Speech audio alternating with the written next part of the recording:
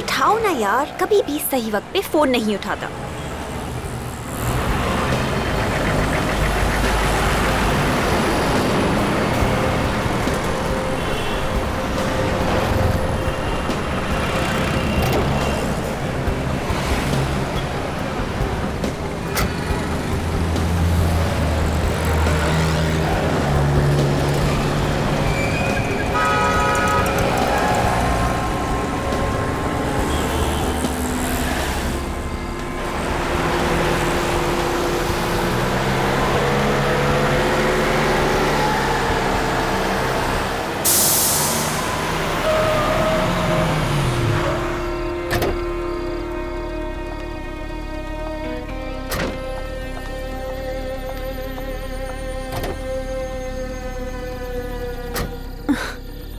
अभी पिछले महीने ही तो नए टायर्स लगवाए थे और अब ये पंक्चर।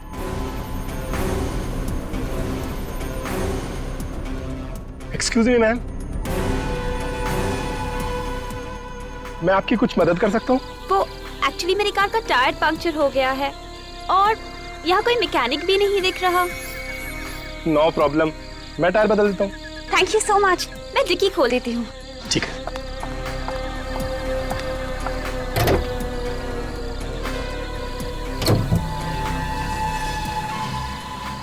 आप अंदर बैठिए, ये जगह ठीक नहीं है। ठीक नहीं है? क्यों? सुना यहाँ एक खूनी घूम रहा है। खूनी? जी हाँ, मैं स्टेफनी निकाल लेता हूँ। आप बैठिए, अंदर बैठिए।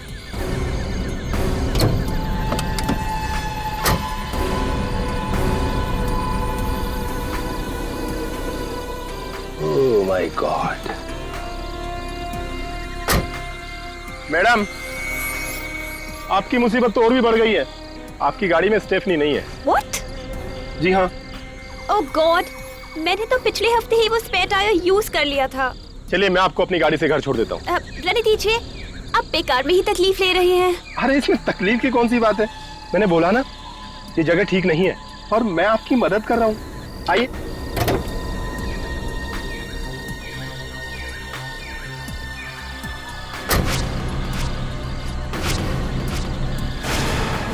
लाइए।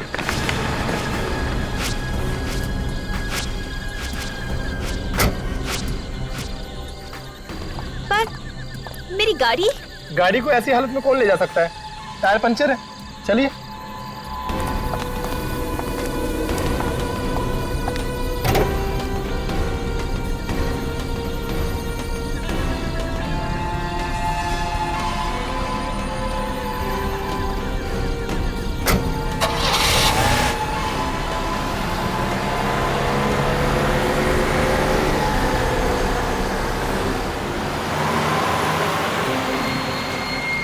Thank you so much. अगर आज आप नहीं होती तो पता नहीं मैं कैसे मैनेज कर पाती। पर आपके बाल बहुत खूबसूरत हैं।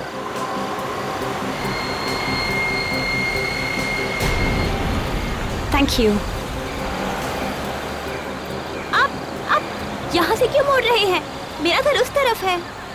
अच्छा, ये रास्ता तो जंगल की तरफ जाता है ना? हाँ, और मैंने आपसे कहा था ना कि मेरा घर उस तरफ है। अरे तो जंगल में लेना चाहिए था ना। What nonsense! देखिए प्लीज, अब गाड़ी इसी वक्त रोक दीजिए। अब गाड़ी तब ही रुकेगी जब मैं चाहूंगा। What? I'm warning you, mister. ये आप बिल्कुल ठीक नहीं कर रहे। ठीक काम करना कितना बोरिंग होता है। कभी गलत काम करके देखिए, बहुत मजा आता है। गाड़ी रोको। Help! Help! बचाओ! कोई फायदा नहीं, यहाँ तुम्हारी चीखें सुनने वाला कोई नहीं है। कोई है?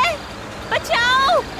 कुछ नहीं होगा, दरवाजे शीशे सब लॉक्ड है। आखिर तुम चाहते क्या हो? तुम्हें पैसे चाहिए? पैसे नहीं, पैसे से भी ज्यादा अनमोल। पैसे से भी ज्यादा अनमोल? जी हाँ, तुम्हारी जान। What? मेरी जान? हे भगवान, ये मैं किस मुसीबत में फंस गई हूँ? देखिए प्लीज, मैंने आपको क्या बिगाड़ा है? मैंने आप पे भरोसा किया और आप। अब कुछ नहीं हो सकता।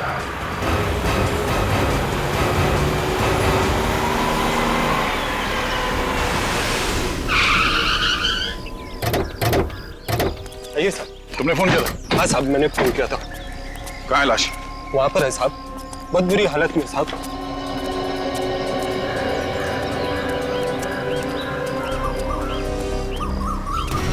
बाल को सर के खाल से उखाड़ के निकाला और इसके हाथ भी बांधे हुए। हाथ बांध के खून करना मतलब खूनी के पास काफी टाइम था। मतलब पहले वायर से इसका गला घोटा और उसके बाद चाकू से मारा गया। मुझे तो लगता है कि ये तंत्र मंत्र का चक्कर है सर।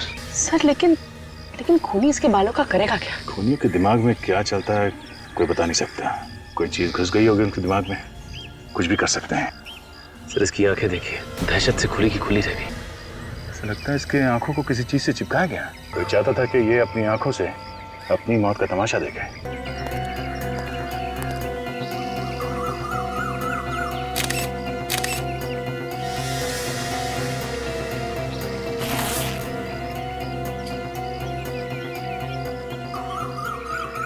जब तुम यहाँ पर आए तो किसी को देखा यहाँ पे आसपास? नहीं साहब, कोई नजर नहीं आया।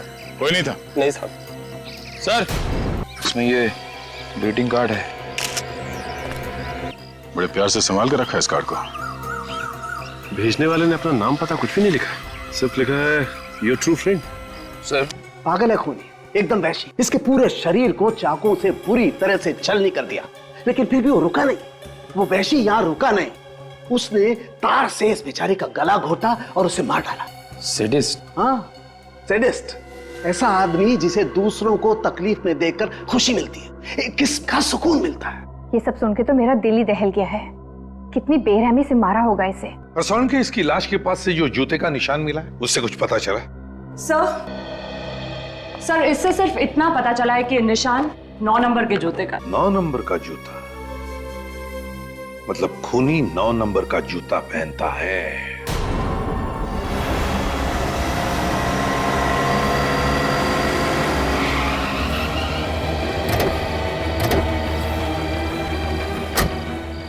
ये है गायत्री की गाड़ी 1019801।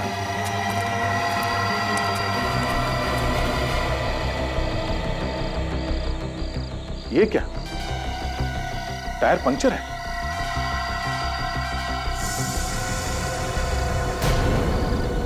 इसका मतलब गायत्री की गाड़ी यहां पे आके पंक्चर हो गई है। सर टायर में तो 4-4 कीले हैं। एक ही टायर में 4-4 कीले? हाँ सर, ये देखिए। ओह माय गॉड, इसका मतलब है किसी ने जानबूझकर टायर को पंक्चर किया है। जरा गाड़ी चेक करो अंदर से।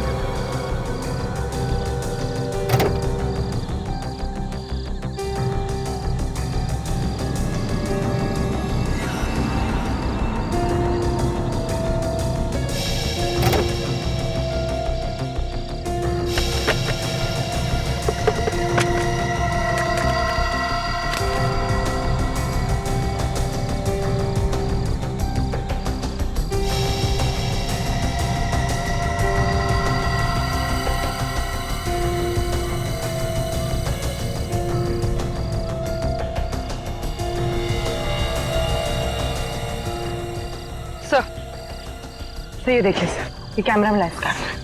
चलो कुछ तो मिलेगा इसमें।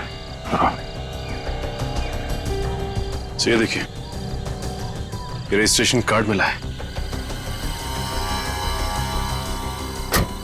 हाँ? ये क्या, ये गाड़ी गायत्री के नाम से रजिस्टर्ड नहीं है, किसी संजय के नाम पे है। ये क्या चक्कर है? दिल में नफरत भरी हो किसी के लिए तभी कोई ऐसे खून करेगा। गायत्री के बाल तक उखाड़ लिए उसने खाल के साथ। हाँ सर, बड़ी बेरहमी से खून किया उसका। गायत्री की लाश देख के तो मेरा दिल ही दहल गया सर। और ये सब उसने ऐसा ही नहीं किया है बिना सोचे समझे, काफी प्लानिंग की है उसने पहले। और बेचारी गायत्री उस प्लानिंग में फंस गई। उसे तो पता भी नहीं चला होगा कि उसकी कार का टायर ऐसे ही पंचर नहीं हुआ है, बल्कि जानबूझ के किया गया है ये सब। सर हो सकता है ये जो कोई भी हो, इसका गायत्री के साथ कोई लव अफेयर हो कॉलेज के जमाने में, और उसी वक्त इसका दिल टूट गया हो। लेकिन गायत्री के बाल लेके क्यों गया वो? सर जब वो खून कर रहा था तो उसने गायत्री की आंखें किसी चीज से खुली रखी हुई थी ताकि वो ये सब। सर इस खूनी ने गायत्री के हाथ पे वो कुछ सीक्रेट मैसेज भी लिख रखा था। किसी पुराने जमाने की भाषा थी वो। इतना सब कुछ करके गया है वो आदमी, सीधा साधा दिमाग तो नहीं है उसका। उसके दिमाग को पढ़ने के लिए मैंने एक क्रिमिनल प्रोफाइलर को बुलाया है, देखें क्या बताता है वो। सर अभी देख। तो मिले संजय से जिसके नाम पे ये गाड़ी रजिस्टर्ड है? हाँ सर, मैंने संजय से बात की। 2 महीने पहले संजय ने गाड़ी गायत्री को बेची थी। उस वक्त गायत्री के पास कोई एड्रेस प्रूफ नहीं था, इसलिए आज भी वो गाड़ी संजय के नाम पे ही है। तो ये संजय क्या गायत्री का एड्रेस नहीं जानता है? नहीं सर।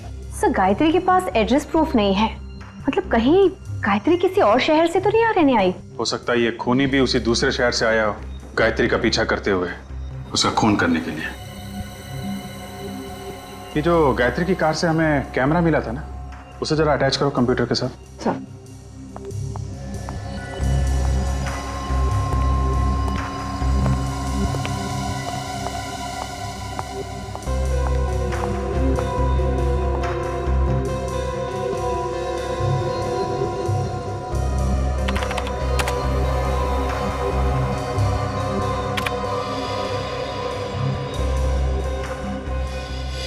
तो इन सभी फोटोज में डेट तो कल की है। सर गायत्री काफी फोटोजेनिक थी। फोटोज देख के लगता है कि उसे अपनी फोटोज खिंचवाने का काफी शौक था। हर फोटो में कपड़े अलग अलग पहने हुए हैं और हेयर स्टाइल भी अलग है। फोटोज देख के तो लगता है कि ये कोई मॉडल या एक्ट्रेस थी। एक मिनट, ये जो मॉल है ये तो आईसीजी रोड पे है ना? Yes sir. सर कहीं इस आईसीजी रोड और गायत्री के बीच में कोई संबंध तो नहीं? हो सकता है। अब ये तो हमें आईसीजी रोड से ही पता चलेगा।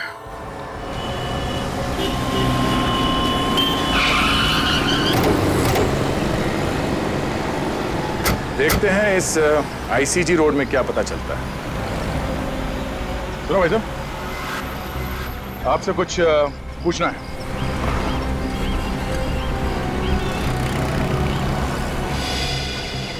आपसे कुछ पूछना है। सर ऐसा लगता है बेचारा बोल नहीं सकता। 10 रुपए। अरे सर ये तो बोल पड़ा। ये लो 20 रख लो। अब तो मुंह खोलेगा ना? पूछिए। अच्छा, इस लड़की को देखा है सड़क पे आते जाते हुए? ये तो सामने वाले पार्क में आती है शाम को जॉगिंग करने के लिए। अरे वाह, क्या बात है।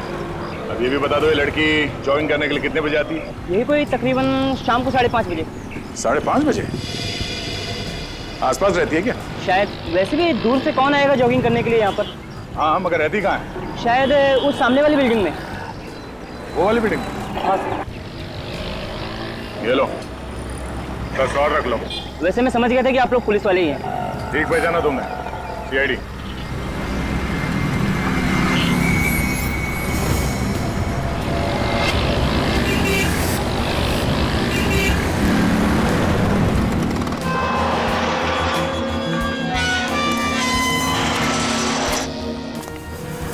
देखते हैं यहाँ क्या मिलता है। हाँ सर, ये कैसे पता चलेगा कि लड़की किस फ्लैट में रहती है? हाँ हाँ वही गायत्री। हाँ मेरी पेइंग गेस्ट है। उसको लेकर बहुत परेशान हूँ, वो रात से घर नहीं आई। एक्सक्यूज मी, ये गायत्री आपके यहाँ पे पेइंग गेस्ट है?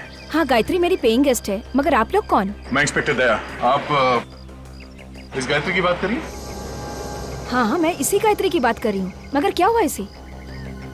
दरअसल इसका खून हो गया। खून? ओह माय गॉड, आप लोग क्या कह रहे हैं? मुझे तो कुछ भी समझ में नहीं आ रहा है। गायत्री का खून? किसने कर दिया गायत्री का खून? वही पता करने की कोशिश कर रहे हैं। क्या हुआ? रोहन, ये लोग सीआईडी से हैं और बोल रहे हैं कि गायत्री का खून हो गया। क्या? गायत्री का खून हो गया? गायत्री मुझे छोड़ के कैसे जा सकती है? कौन है ये? ये रोहन है, गायत्री का बॉयफ्रेंड। उसके साथ यहीं रहता है। किसने किया गायत्री का खून? देखिए अभी हमें कुछ पता नहीं चला है। वैसे आपको किसी पे शक है? नहीं। अच्छा आप ये बता सकते हैं कि गायत्री को आप कब से जानते हैं? पिछले 1 साल से सर। हम दोनों फिल्म के ऑडिशन पर गए थे, वहीं हमारी मुलाकात हुई। गायत्री भी आपकी तरह एक्टर बनना चाहती थी? जी।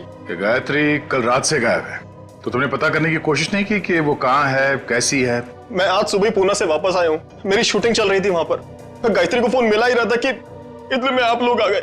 गायत्री की कार में हमें एक कैमरा मिला है, इसमें गायत्री की कुछ फोटोग्राफ्स हैं। क्या ये उसकी पोर्टफोलियो है? जरा देखो। पोर्टफोलियो?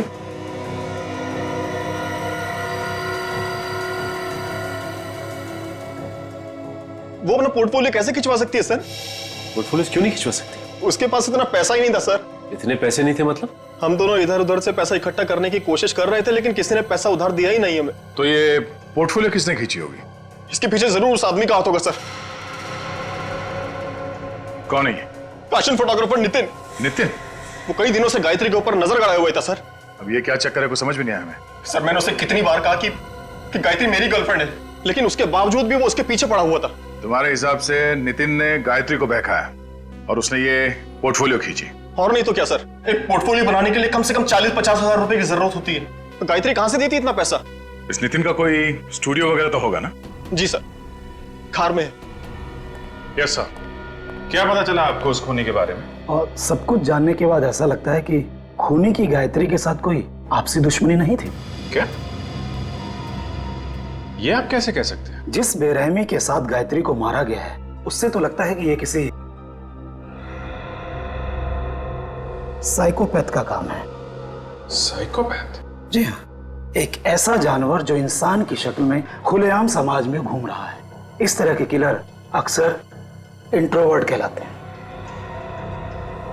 इंट्रोवर्ट मतलब इस तरह के लोग जो ज्यादा बातचीत करना पसंद नहीं करते, अकेले अकेले कटे कटे रहते। जी हाँ, और जब उनका अकेलापन हद से बढ़ जाता है तो ये अपने आप को समाज से अलग थलग समझते हैं। लोगों के दुख दर्द से इन्हें कोई वास्ता नहीं होता।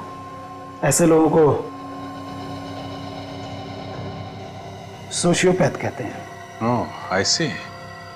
लेकिन एक बात समझ में नहीं आ रही, ये सोशियोपैथ ये गायत्री के बाल स्किन के साथ क्यों लेके गया होगा? हो सकता है वो बालों को मेडल की तरह संभाल कर रखना चाहता हो। उसे इस बात का गर्व हो कि उसने समाज के किसी एक व्यक्ति को मार दिया।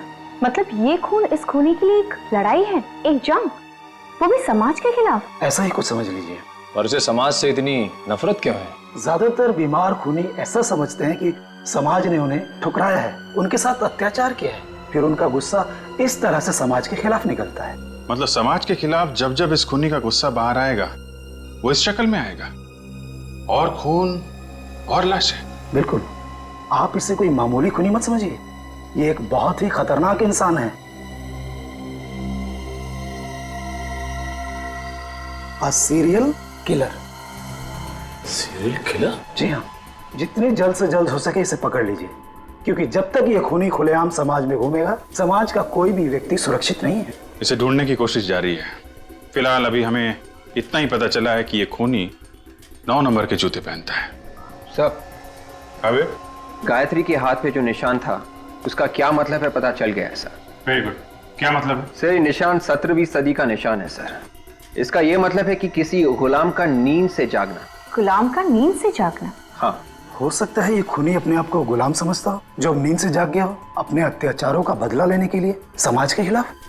तो इसीलिए उसने गायत्री की आंखें खुली रखी थी। वो उसे मतलब समाज को दिखाना चाहता था कि वो अब वापस आ गया है, लंबी नींद से जाग गया है।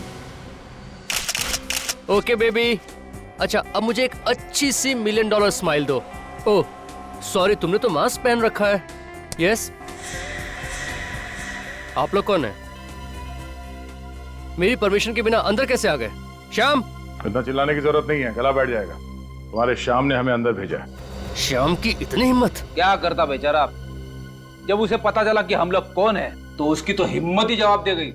हमारी शक्ल ही कुछ ऐसी है जिसे देख के लोग रोना शुरू कर देते। रोना शुरू कर देते हैं? जी हाँ, तुम भी रोओगे जब तुम्हें पता चलेगा कि हम लोग कौन है। कौन है आप लोग? खूनी प्यार से हमें सीआईडी कहते हैं। सीआईडी? रीटा, रीटा तुम प्लीज बाहर जाओ और ये मास्क वगैरह अपने साथ ले जाओ। सर मैंने कोई खून नहीं किया है। हमने कब कहा कि तुमने कोई खून किया है? बुद्धि, जरा इन्हें फोटोग्राफ दिखाना। ये पिक्चर्स तो गायत्री की हैं। हाँ, ये गायत्री के फोटोग्राफ्स हैं। किसी ने बड़ी बेदर्दी से इसका खून कर दिया। व्हाट? गायत्री का? मुझे इसके बारे में कुछ भी नहीं मालूम। पर गायत्री के बॉयफ्रेंड रोहन ने तुम्हारा नाम लिया है। तुम गायत्री और रोहन के रिश्ते के बीच दरार डाल रहे थे ना? नहीं, ये सब झूठ है, बकवास है। मगर उसके फोटोज तो तुम्ही ने खींचे थे ना, उसका पोर्टफोलियो तुम्ही ने बनाया था, और वो भी बिना पैसों के। गायत्री के पास पैसे नहीं थे। मैं एक पोर्टफोलियो का 40,000 रुपए लेता हूँ। मैंने गायत्री का पोर्टफोलियो नहीं खींचा। तुमने गायत्री को बहकाने की कोशिश की? नहीं सर, ये झूठ है। तुम गायत्री से प्यार नहीं करते थे? करता था सर। एक्चुअली वो रोहन से प्यार करती थी और इसलिए मैं पीछे हट गया। नहीं, तुम पीछे नहीं हटे। तुम ये बात अच्छी तरह से जानते थे कि गायत्री रोहन से प्यार करती है और ये बात तुम्हारे मन में कांटे की तरह चुभ रही थी। मौका मिलते ही तुमने गायत्री को हमेशा हमेशा के लिए सुना दिया। नहीं, ये झूठ है। Hi Nitin, I am ready. Shoot शुरू करें? रुचि तुम प्लीज थोड़ी देर बाद आना। क्यों? मेरी जगह किसी और मॉडल को ले लिया है क्या? नहीं, अभी उसकी नौबत नहीं आई है। मगर आप लोग? रुचि, ये लोग सीआईडी से हैं। CID? Oh my God, I am so sorry. Ruchi, ये लोग मुझ पर गायत्री के खून का इल्जाम लगा रहे हैं। आपको कोई गलतफहमी हुई है। नितिन किसी का खून नहीं कर सकता। अच्छा, तो नितिन तुम ही बताओ, कल रात 9 बजे तुम कहाँ थे? सर, कल सुबह मैं 10 बजे से लेकर 12 बजे तक ऑफिस में था। आप चाहे तो रुचि से पूछ सकते हैं। जी सर, एक शैम्पू की ऐड का प्रिंट शूट था, उसी की रिहर्सल चल रही थी। शैम्पू के ऐड का शूट? उसमें मॉडल कौन थी? सर, रुचि। ओह, रेडी? जरा जूता चेक करना इनका। ऐसे वक्त पे मुझे विवेक की बड़ी याद आती। कुछ बोला तुमने? कुछ नहीं सर, मैं जूता चेक करता हूं। नहीं है, कुछ नहीं। क्या नहीं? जूते पे मिट्टी नहीं है। तुम्हें मिट्टी देखने के लिए किसने कहा था? जूते का नंबर देखो।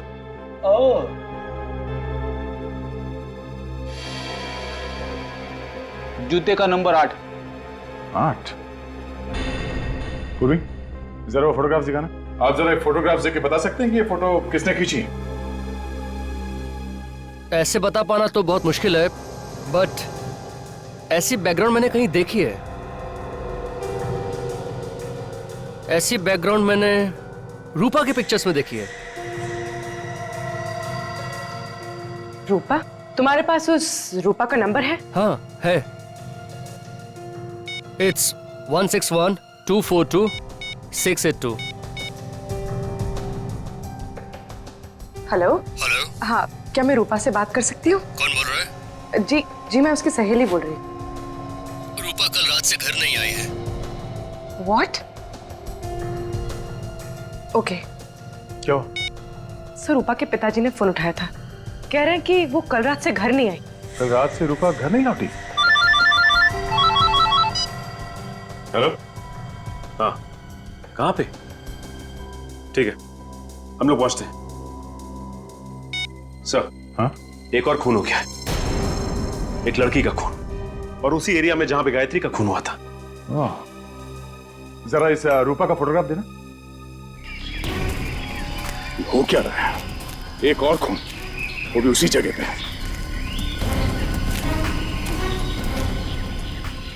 अनबिलीवेबल। हटिए प्लीज, हटिए।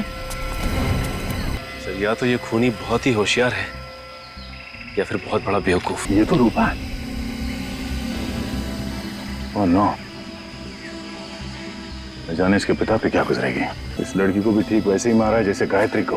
ये खूनी फीमेल मॉडल्स को ही अपना निशाना क्यों बना रहा है? सब मॉडल्स को किसी तरह से बताना होगा कि सावधान रहे, तो एक और खून होने से रोक सकते हैं। नहीं तो न जाने और कितनी मॉडल्स को अपनी जान देनी पड़ेगी। क्या सालुंखे?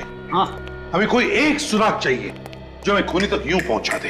है ना, सुराग है ना? तो दिखा। नहीं, दिखा नहीं सकता। ये सूंघो, ये जरा स्टिक सूंघ के देखो। तो ये खुशबू तो जानी पहचानी लग रही है। और बॉस, अब जरा ये स्टिक सूंघ के देखो। ये तो गायत्री के परफ्यूम की खुशबू है। एग्जैक्टली, ये वही परफ्यूम है जो गायत्री ने लगा रखा था। सर, ये पहले वाला परफ्यूम का सैंपल जो आपने सूंघा था, वो इस रूपा के कपड़ों से हमें मिला है। मतलब सर, खूनी उन्हीं मॉडल्स को मार रहा है जो ये वाला परफ्यूम लगाती है? नहीं विवेक, मुझे लगता है ये परफ्यूम उस खूनी का है, और वो ये परफ्यूम सिग्नेचर के तौर पर खून करने के बाद लाशों पर लगाता है। और अगर मेरा शक सही है तो गायत्री और रूपा का खूनी एक ही है, एक ही। काजल, ये केस देखो। सीरियल किलर खून करने के बाद लोगों की नाक काट देता है।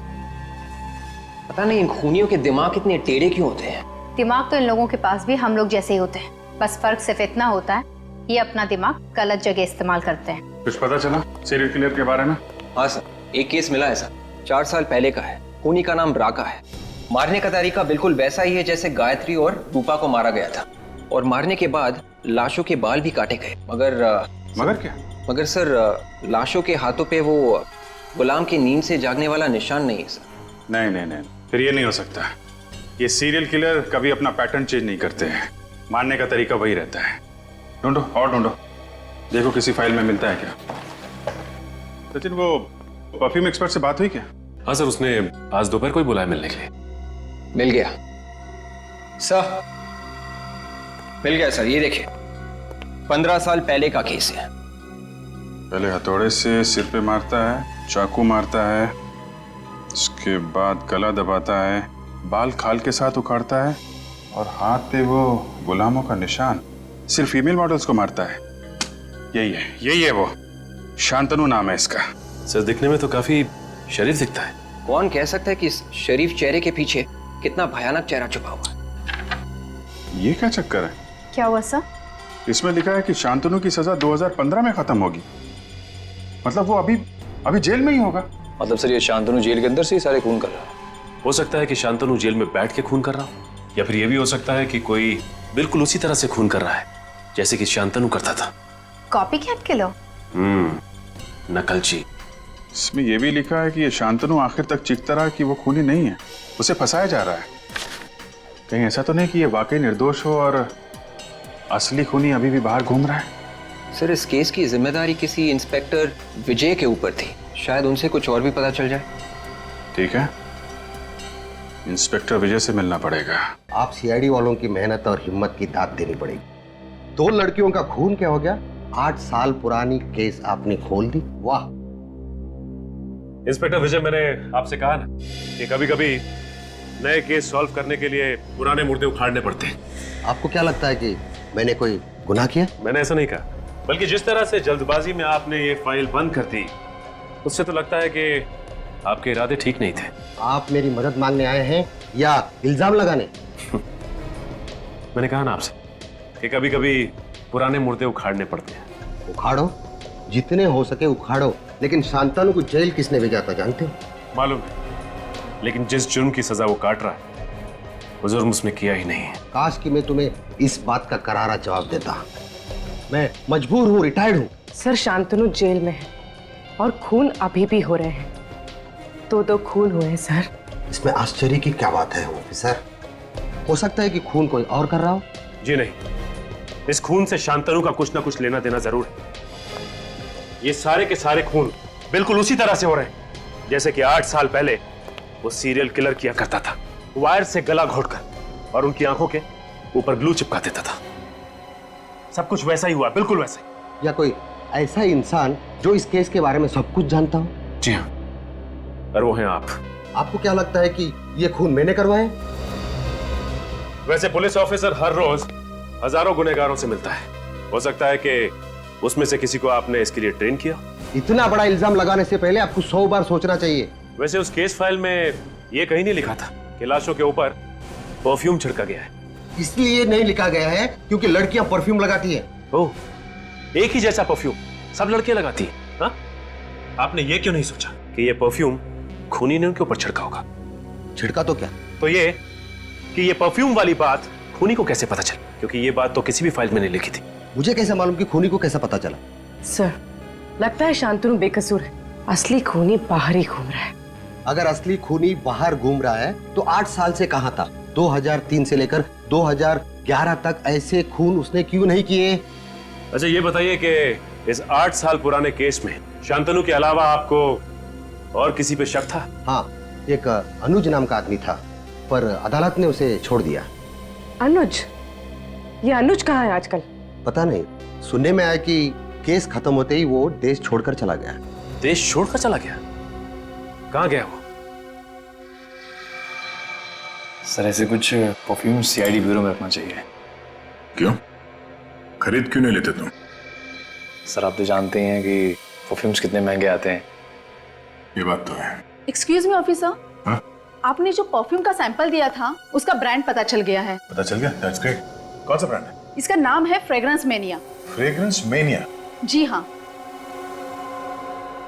ये स्पेशली फ्रांस में बनता है और इंडिया में ऐसी बहुत कम दुकानें हैं जहाँ पे ये मिलता है। मगर फिर भी ऐसी कोई तो जगह होगी जहाँ से हम लोग ये परफ्यूम खरीद सकते हैं।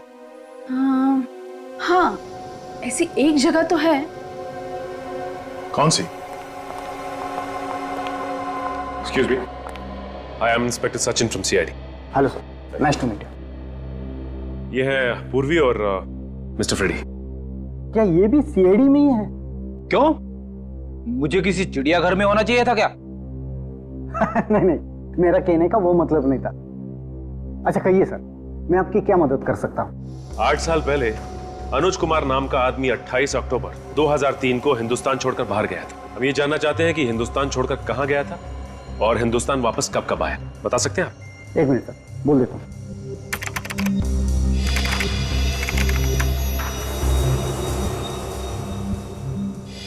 देखिए सर, पिछले 8 सालों में मिस्टर अनुज इंडिया में सिर्फ एक बार वापस आए। और कब आया था वो? अक्टूबर में, पिछले महीने। पिछले महीने अक्टूबर में? और ये अब तक इंडिया में ही है। ओह, मतलब पिछले महीने अक्टूबर में अनुज वापस आया और उसके बाद से ये खून होने शुरू हो गए। सर, आपने कुछ कहा? आप जी नहीं। अच्छा, अनुज का इंडिया का एड्रेस तो होगा ना आपके पास? मेरा यकीन कीजिए सर, मैंने किसी का खून नहीं किया सर। कैसे यकीन कर लें? शांतनु अभी भी जेल में है और उस 15 साल पुराने केस में अदालत को तुम पे शक था। शक था सर, लेकिन मैं बेगुनाह साबित हुआ था क्योंकि असली कातिल शांतनु ही था। अच्छा, 10 नवंबर की रात 9 बजे तुम कहाँ पे थे? सर, मैं रेस्टोरेंट में था। कौन सा रेस्टोरेंट? सूर्या महल। मैं वहाँ वेटर का काम करता हूँ सर। और 12 नवंबर की रात कहाँ थे तुम? सर, उस रात भी मैं वहीं पर था। आप चाहे तो स्टाफ से बात कर सकते हैं सर। सर, मैं यकीन कीजिए मेरी बात पर। विवेक, इसके जूते चेक करो। जूते सर? सर लेकिन क्यों सर? जूते दिखाओ।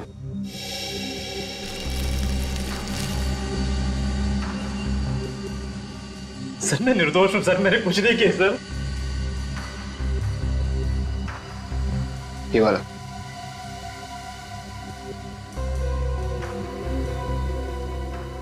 पहन लो जूते। सर, इसके जूते का साइज 8 है सर, 9 नहीं। सर, अब तो यकीन हुआ आप लोगों को कि मैं बेगुनाह हूं। हाँ दे वो परफ्यूम वाली लिस्ट। क्या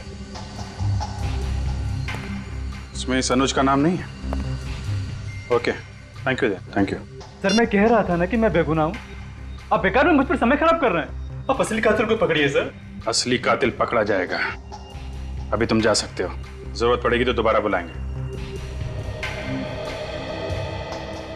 सर, अगर ये शांतनु जेल में है और अनुज बेकसूर है तो मुझे तो लगता है कि ये सारा का सारा काम कॉपीकैट किलर का ही है सर। एक बात समझ में नहीं आई सचिन, तो शांतनु की फाइल में कहीं नहीं लिखा है कि शांतनु लाश के ऊपर परफ्यूम इस्तेमाल करता था और इंस्पेक्टर विजय सोच रहे थे कि वो परफ्यूम था विक्टिम्स का। तो फिर उस कॉपीकैट को कैसे पता चला परफ्यूम के बारे में? शांतनु ने बताया होगा सर। मुझे तो शुरू से इस पे शक है। मुझे लगता है कि इसके यार दोस्त या फिर रिश्तेदार उससे मिलने के लिए जाते होंगे जेल में। शांतनु के साथ रहने वाला कोई दूसरा कैदी भी हो सकता है। कुंडली निकालो शांतनु की, पता करो जेल में कौन कौन मिलने जाता है इससे और कौन कौन कैदी रहता है इसके साथ लॉकअप में। ये देखिए सर, ये है उन कैदियों का फाइल जो शांतनु के साथ जेल में थे।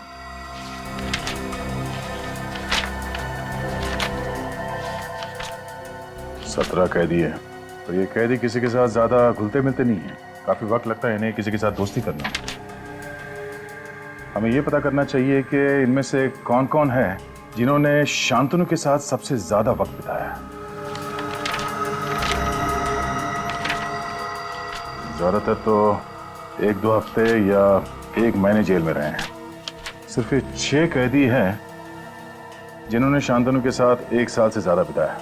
मतलब सर, जो आदमी शांतनु की नकल कर रहा है वो इन 6 कैदियों में से कोई एक है। कमाल की बात की तुमने फ्रेडी। Thank you. अब इन 6 कैदियों में से 3 तो अभी भी जेल में हैं, तो अब बचे ये 3, बाबला, राजू और मनु। बाबला ने खून किया था शिफाली का पैसों के लिए और इस राजू ने मारा था देहूती को, प्यार का चक्कर था। और सर अब बचा ये मनु। और इस मनु का केस कुछ टेढ़ा लगता है। इसके खिलाफ लड़कियों की छेड़ने के काफी सारे कंप्लेंट्स दर्ज हैं। लड़कियों को छेड़ता था ये? सिर्फ इतना ही नहीं, इसने एक लड़की का खून करने की कोशिश भी की है। Attempt to murder. अपनी माँ के साथ रहता है। बचपन काफी बुरा गुजरा है इसका। इसका बाप शराब पी के माँ को मारता था, इसीलिए मनु समाज के खिलाफ हो गया। बचपन से ही अपने बाप को देखा होगा उसने दारू पी के माँ को मारते हुए, इसीलिए औरतों पे अत्याचार करना शुरू कर दिया उसने। अंबर नगर में रहता है ये।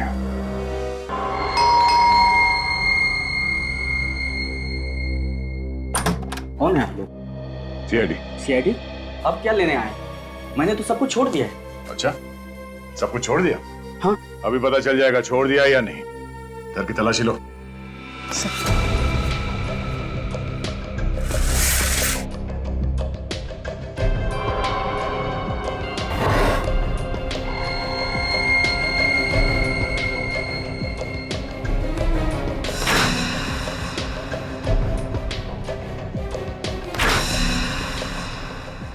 तो ये देखिए बैग।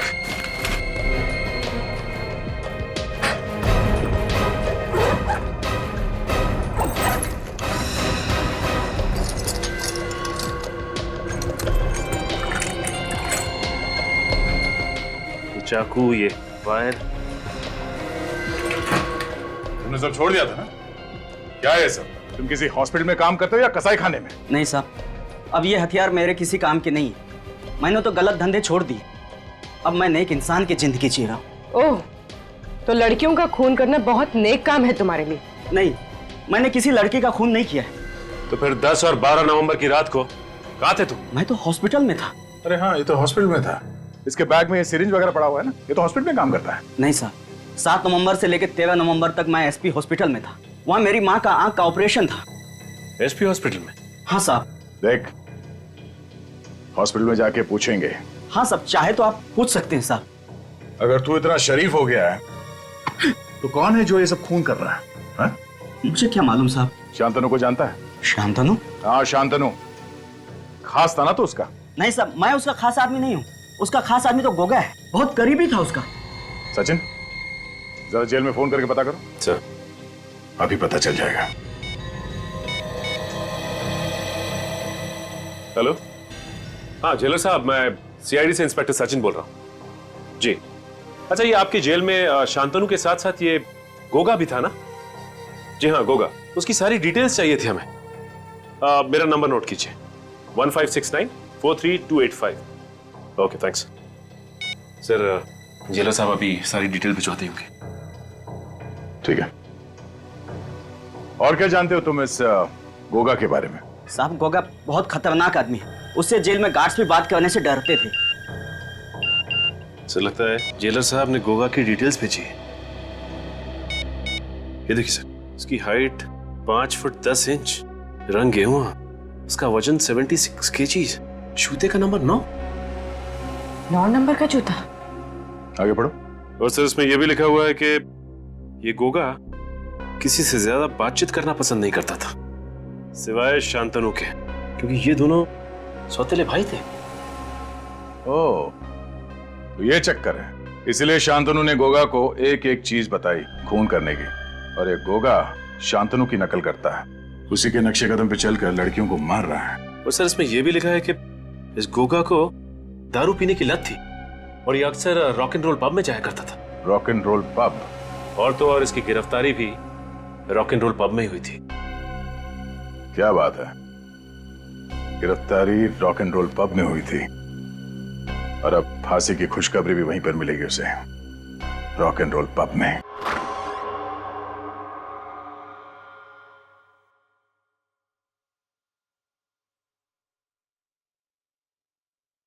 सचिन, जरा वो फोटो दिखाओ जो जेलर ने भेजा। सर, ये रही।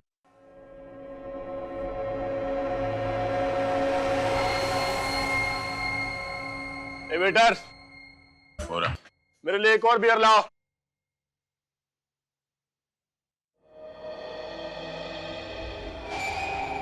लाओ। इतनी बियर पीनी है पी ले, जेल में तो बियर मिलती नहीं है। तू कौन है बे? सीआईडी। सीआईडी?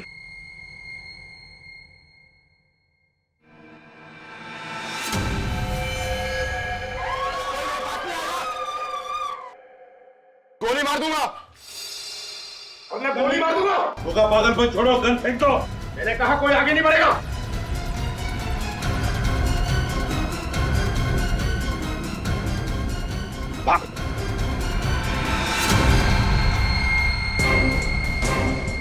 यहाँ से भागना मना है।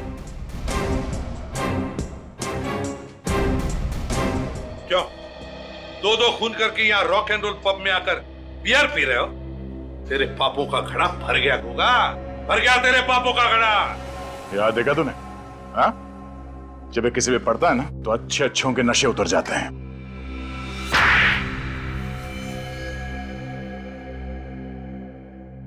गायत्री और रूपा को मैंने ही मारा था। और भी लड़कियों को मारने वाले थे ना तुम? जी हाँ। क्यों? क्या बिगाड़ा था उन्होंने तुम्हारा? शांतनु मेरा सोतेला भाई है। वो हमें मालूम है। और मैं जानता था कि मैं ये खून करूंगा तो कानून को लगेगा कि शांतनु बेकसूर है और वो जेल से छूट जाएगा। लेकिन ऐसा हुआ नहीं। हमारी आंखों में धूल झोंकना चाहते थे तुम, सीआईडी की आंखों में। मगर ये सब करने की जरूरत ही क्या थी? वैसे भी 2015 में शांतनु जेल से रिहा हो जाता।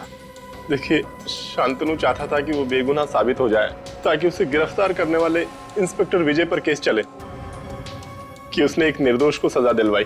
मगर तुम्हारे सभी मंसूबों पर सीआईडी ने पानी फेर दिया है? गायत्री और रूपा को तुमने इतनी बेरहमी से मारा है, तुम्हें तो फांसी ही होगी।